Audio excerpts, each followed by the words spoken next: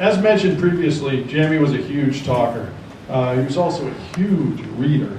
He read a lot and he read very widely. And sometimes he would just come up with knowledge about something I had no idea he knew about, something I knew nothing about, and he would talk for an extended period on it, to the point that sometimes I'm sort of in my mind, I'm calling BS on it, but so a lot of times he was right though. It was amazing. He would call me a lot, sometimes every day, and talk a lot, sometimes monologuing. Sports, politics, wide variety of subjects. And sometimes I actually wished he would stop talking. That was Jamie. During college, he started having some mental health challenges. He had some highs and some lows, and that also led to some unhealthy habits. Stephen's going to talk next. Stephen has been our rock throughout this whole thing. He's actually, when I, for one reason or another, haven't been able to reach out to certain family members, he's been doing it, just out of the kindness of his heart.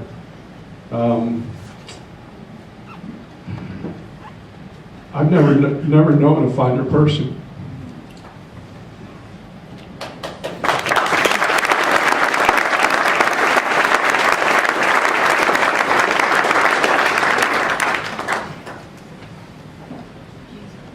Thank you, Dad. So most of you know me, but for those of you who don't, I'm Jamie's brother, Stephen. As his younger brother, I've always looked up to him.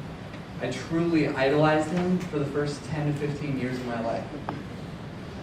We're very similar, we have all the same interests and hobbies, and we share so many good friends. All my good friends were very tight with Jamie, and many of them even had the pleasure of playing football under Jamie. Had the pleasure of playing football for him while he was coaching at Whitman. There are few people in this world who get to say that their brother was their coach, but I get to say that. I'm lucky enough to say that.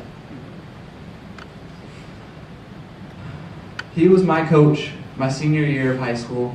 I played tight end. He coached the offensive and defensive linemen, and I will never forget that. I'll never forget scoring my first varsity touchdown, then running to the sideline, only to be tackled by Jamie.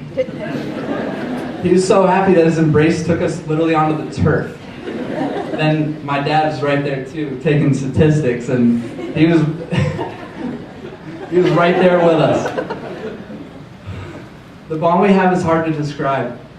Jamie was hard to describe. He was a true anomaly. Like, true anomaly. That sounds cliche to say about somebody who just passed, but people who really knew Jamie knew him to be an anomaly. People have always said this about him.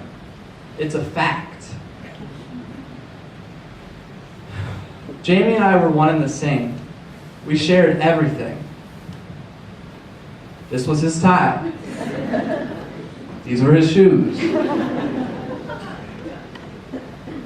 Last Thursday morning, when James died, a large part of me died with him.